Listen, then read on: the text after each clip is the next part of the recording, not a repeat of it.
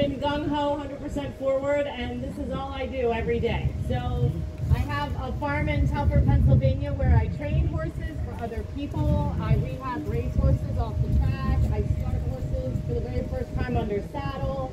I take in problem horses with behavioral issues and help owners find partnership and communication with their horses. So that's been my journey for a long time. And one of the things that I like to do is show people how you can find inspiration with horses, because they're really cool. Some of the things that they do still amazes me to this day. I learn every day that I sit on one. And if I can just give you some insight today as to how a horse really acts or reacts to certain aids or certain body cues, then you'll have a different perspective on horses. So that's really cool. For the main thing is that when you're riding, horses learn by repetition. So I love to do drills and exercises, different color cones, and I'm notorious for putting down a pattern and then trying to ride 10 different styles or 10 different patterns with one exercise. I've written 8 books so far. Some are on equestrian training, some are on inspirational quotes. I have a children's book out for horses. I recently put out my own system for groundwork exercises. So I really like to be creative and inspirational with all the things that I do. So just a little insight about me. But basically, when you're working with your horse, I'm riding Western. This is a Western type of saddle. And I really just ride in this because it's comfortable. All of my saddles are custom made for my horses, so they fit them really well. My other side job actually is wellness. So if any of you ever go to like a physical therapist, or you go to any type of rehab where they're rehabilitating your muscles, I do the same thing for horses. So I actually do therapy, which is pulsed electromagnetic field therapy, if anybody's familiar with that. I do red light therapy for the horses. They get everything we get, basically. So it's really pretty crazy how much you can really recover a horse's body quickly, because they have a lot of muscles and a lot of muscle groups. And their anatomy is really kind of different. So one of the things that people that don't really and aren't really around horses don't understand a lot of the times is horses aren't built to carry people. So in the wild, a horse is meant to be able to flag their tail, drop their back, arch their head and neck, and run as fast as they can. That's how they get away from predators.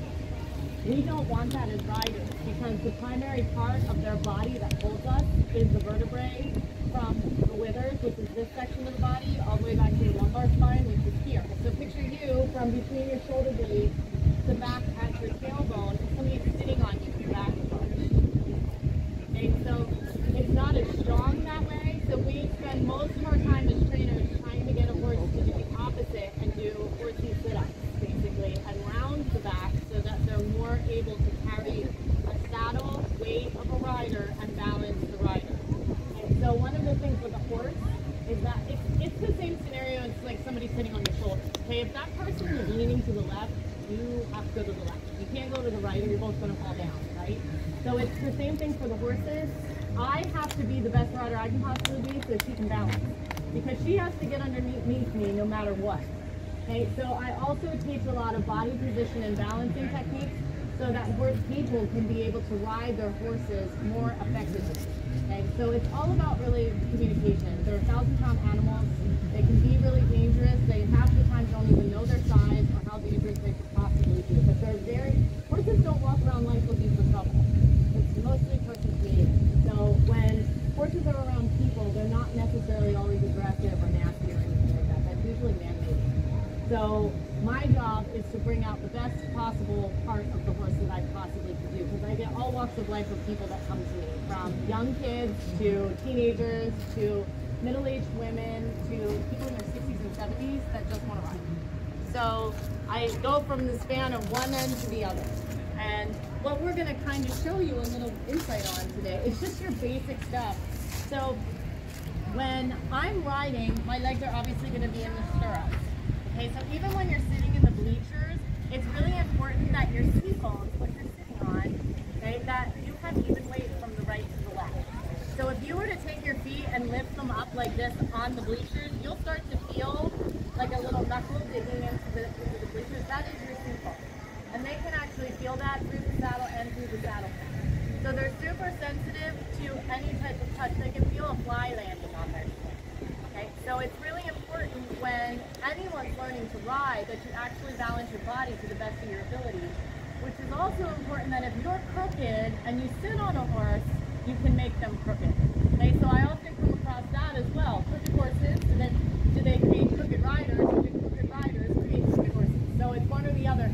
A lot of times when I do body work with horses and people, it's really interesting because they have the same problems. So I look at a person and I'll put the machine on my person and they'll have a left hip issue and the horse has a left hip issue. So they compensate for us and they mirror us, which is really very cool. Horseback riding isn't also really like any other type of sport because you have another brain, you have another animal that gets up on the wrong side of the stall, they're grumpy, you know, they're hungry, they have issues, problems sometimes just like this. So a lot of my job is figuring out how I can connect with them, how I can get the best out of them, how I can teach them to give me 100%. But that's really important. Horses are a lot like kids, really. So a lot of what you teach a horse is respect without dominance. It's teaching a horse to basically come along gently and peacefully. Okay? That doesn't mean it's always going to be peachy.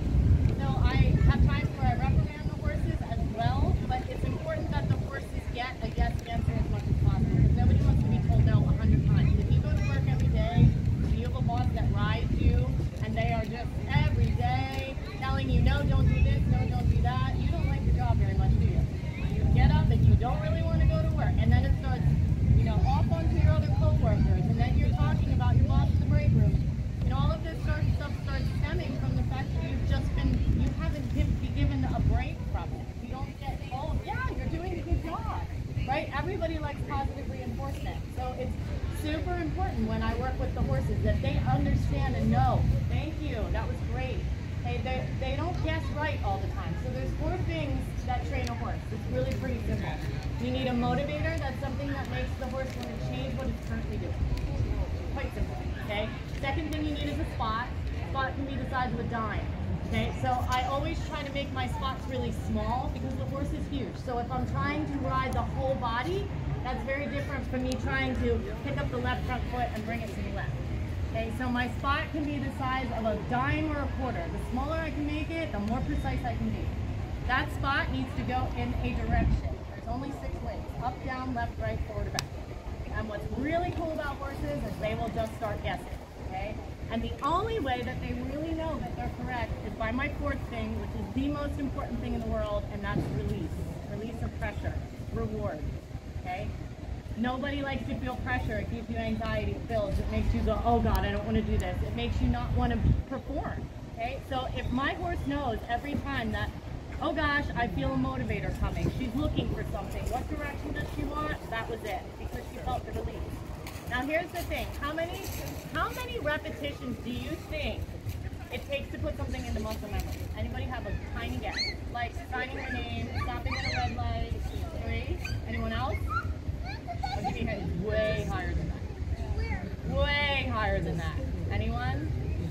3 to 5,000. Correct. Repetition. Okay?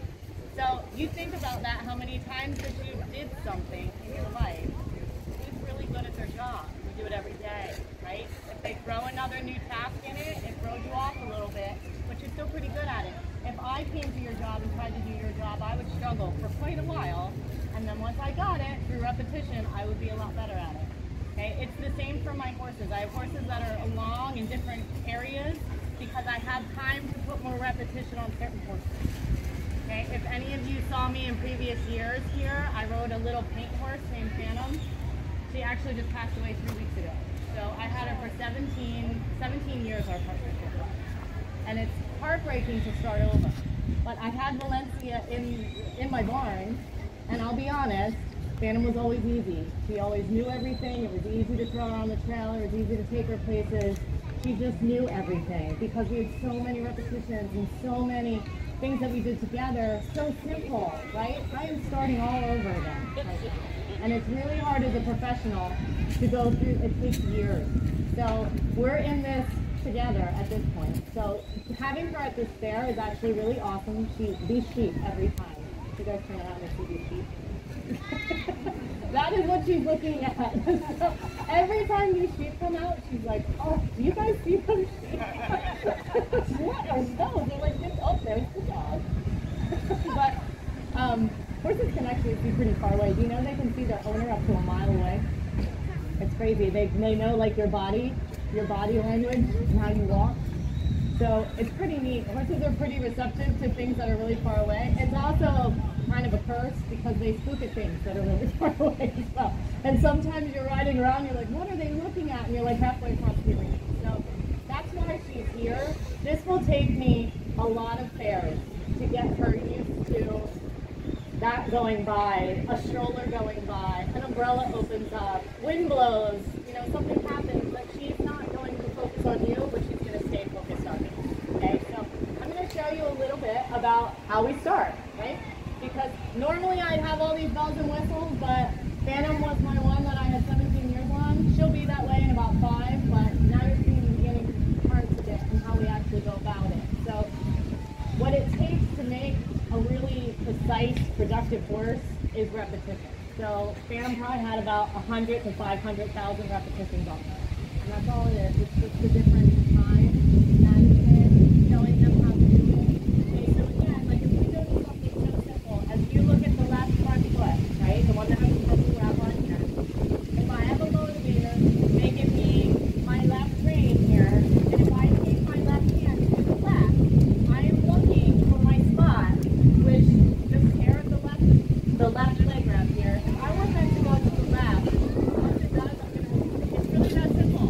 Okay, so we might do that over, right there, good, right there, good, right there, good. And we might do that 100 times. Then we start getting it more precise, right? I might start adding other aids. So I have different aids that are attached to my body. See? That's right sequel, left sequel, that's the couple legs you feel in the sequel. I have my left sequel on my leg. Okay, I have my hands, my arms, and I have my voice. So clicking usually means speed up, kiss means answer. Okay, other than that, some people say whoa or go, they have different voice commands, but a lot of times what happens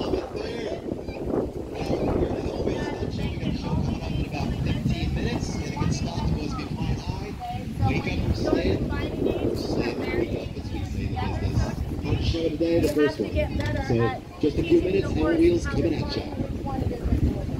Right, so let's get to it.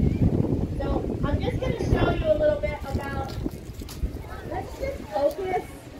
I just threw some cones out here because I just wanted to kind of show you guys how it starts to evolve and how you can start to move. Because my other horse, that passed, I used to ride her without this bridle, okay? And it takes a long time to get to that.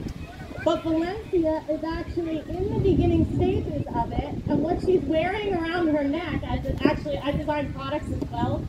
So this is one of the products I designed called the Circle 8. Okay, so what I'm going to do is I'm going to hold my rein, and I'm going to pick up the Circle 8. And what this is, it's a non-cheater. Okay, this is the extent that my hand can go this way, the extent that my hand can go this way, and the extent that my hand can go this way. Okay, so what's going to happen is at first she's going to feel the same amount of pressure on both sides of her mouth. Okay, and over time, when I remove that, I can steer with just this.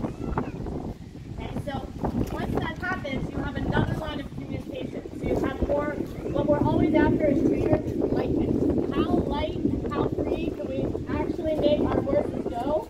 So we're just going to start this, and I'm just going to weave in and out of these cones. Super simple. You guys are going to be able to see how quick she picks things up. Horses are very receptive as long as you have everything there for them to learn from. So here we're going to go to the right. There, good. Release. Left. I'm going to help. My stick is just an extension of my arm or my leg. Okay, so that's just there to say, hey, you missed my cue. I'm going to turn.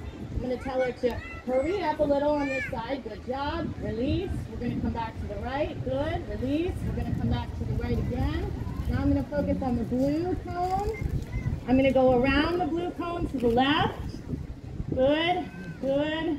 Good. Whoa. Got to always make sure I have whoa. My horses are always trained backwards. Okay, and what I mean by backwards is leg usually means go forward, which it does. Okay, but when I ride without a bridle, when I go to stop, I don't have this. Okay, and this is your main stopping cue. So I have to do it from here. And if she blows through this and doesn't listen to this, I need an emergency brake. Okay, because what starts to happen is when you add speed to things and you get in environments like this, you need to have not one parachute, next safety chute, but a definite insurance policy that your horse is stopping. Okay, so she will actually have 3 stop chutes on her by the time that I have no bridle. Okay, so that will be the evolution of this and how it works. But just from doing that, okay, I'm going to put this here, and I'm just going to try, one second, this needs to go underneath. There we go. I'm just going to try with the neck rope. We'll see where we get. If it goes wrong, then we just go back and use the reins. We have Valencia, left, good, straight, go right, good, go straight, come left. You guys can clap for her whenever you like because you're helping me by doing that.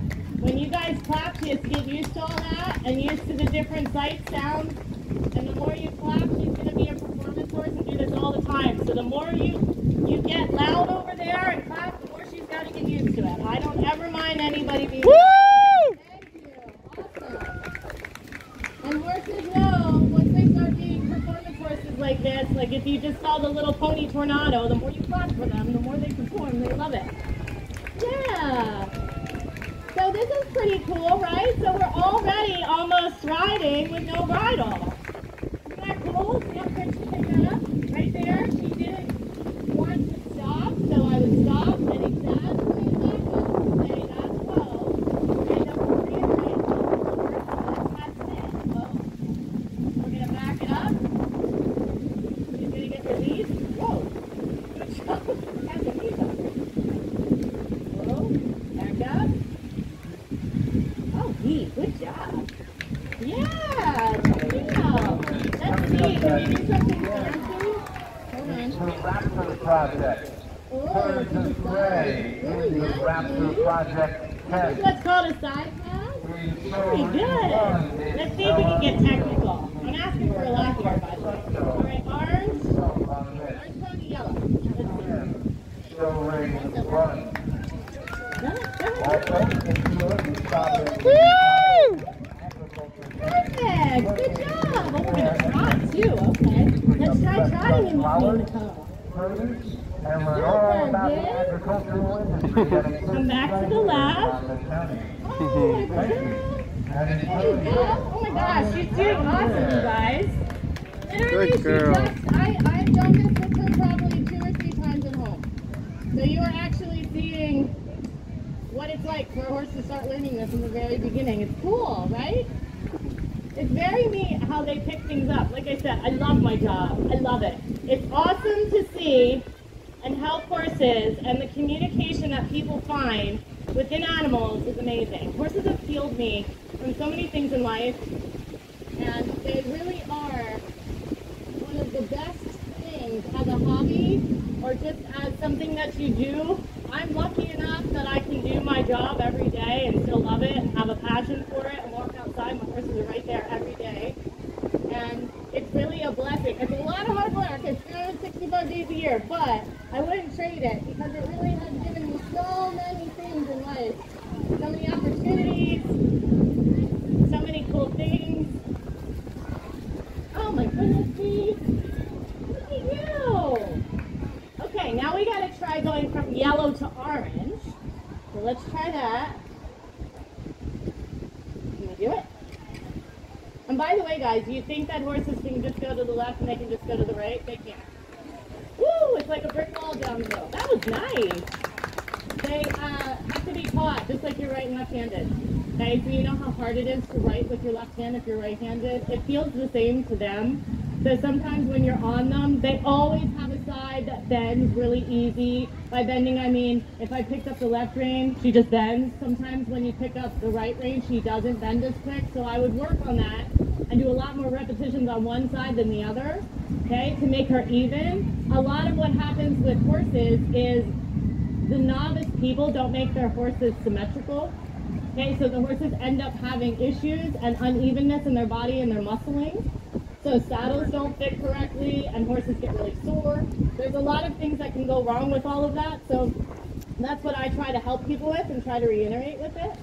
All right, Pete, let's try to see if we can pick up a trot and live a little and come out here. I mean, no better time, right? Might as well try it while we're here. Okay, we're gonna stop. But I always want to reiterate, whoa, back up, go Charlie, come forward. I always want to tell her she's doing an excellent job. Good. Stop right here. Good. Nice. Forward again.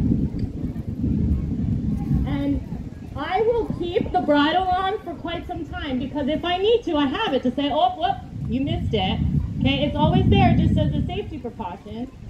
But what I'll do when I first actually pull it off and ride without anything, I'll be in an enclosed area and I'll keep her on a pattern that she's already been doing. So that way she doesn't really know anything too much different. So over time, you start spanning out bigger and bigger and bigger. And really, it's just a matter of trust. You know, it's a lot of distrusting. When you see trainers or riders riding horses and it looks really easy, believe me, it's not. They're really good. So a lot of people are like, oh, I could ride a horse, and then they get on, they're like, this is really scary. It is really scary. But, I mean, you get to the point where I've trained a lot of bad horses. I mean, I don't do that much anymore, but yeah, they can be pretty scary. They don't really know their size a lot, thank goodness, because if they did, I think we'd all be in a lot of trouble, but for the most part, they're usually very compliant. Good job, Dee. Look at you. Ooh, that was a sharp swing. That was good. Dee, let's try. I never really did a canter too much with her like this, but let's just try. See if we can, let me position her so she can kind of win at this. We're going to try to come between the yellow, orange, and red. Okay, ready? Okay. Oh, good girl. It's your left. Oh, that's beautiful. Look at you. Come around. Okay, we're going to aim for in here. And we're going to go between yellow and orange. Turn little. Turn. See how I'm helping her with my body? That was so good. Turn. Turn. Oh my God. So good. See, that was excellent. Oh my goodness. Good for you. Now I'm just going to bring her this way just with the reins. Whenever we do one way, we really should practice the other. So let's see. Let's position her. And again, guys, it's important to set your horse up to win. You don't want to just go riding off into the blue yonder here. I want to position her here. See if I can position her in midsection. And I'm going to try to bring her between the orange and the green. Wait. Okay. So you're not pushing on your chest. We're going to come between the orange and the green and the blue and the yellow that way. Hold on. Okay, we're going to go to the right. Yeah. There we go. And then this. See how good of a racehorse she is once the sirens go off, right? I had one. What a good girl. He was not as crazy though. Like he was very quiet. Woo! Good job. All right, here we go. We're Like going to you go would green, have not blue. believed he Green, was on blue. track. Yeah. Green, blue. Green, blue. Okay. Green, orange. Yeah, no, blue, orange. Blue, orange. Hurry. Oh, she did it. So nice. Yay. Good job.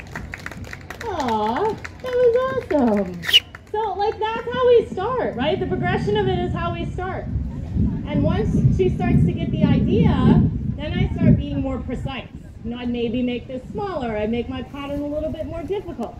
But if I don't focus on where I want her to go, she has no idea where she's supposed to be. And that's like for a lot of us in life, right? We always have to focus on what we want. Our goals, our intention. A lot about riding a horse is about your intention. Where do you want to be? Where do you need to be? Okay? So, I hope you guys enjoyed this. Did you guys enjoy this? We will be back. We have about 3 other demos today. Valencia is actually the daughter to Valiant, who you will see later. Jeff Wilson is one of my good friends. He's from Delhi, New York. He's here with his awesome Morgan Stallions, and he does some amazing stuff with them. So, Jeff, I acquired Valencia from Jeff about 3 years ago, and with the intention of doing this kind of work with her. So it's nice to see him here too. So we're going to be doing some demos together later. I'm actually doing a dedication ride to Phantom tonight at 8:30 if you guys are still here. We have lights and everything. It's really cool. And Jeff does a tribute to the military, which is awesome. You don't want to miss that. So I think we're coming back here. I might be back here at 5:30, I think. So if you check the schedule, we'll be back in here. Okay? But thank you so much, everybody. I hope you stayed cool when you're there. Enjoy the fair. Olympia can still wait up here for a few minutes if you guys want to meet her. One, we are 2 minutes away from Hell on Wheels. Thanks so much. The ultimate BMX stunt show coming up in Show Ring 1. If you want to record all 3 demos, are you recording all of them? No. Okay, so press pause.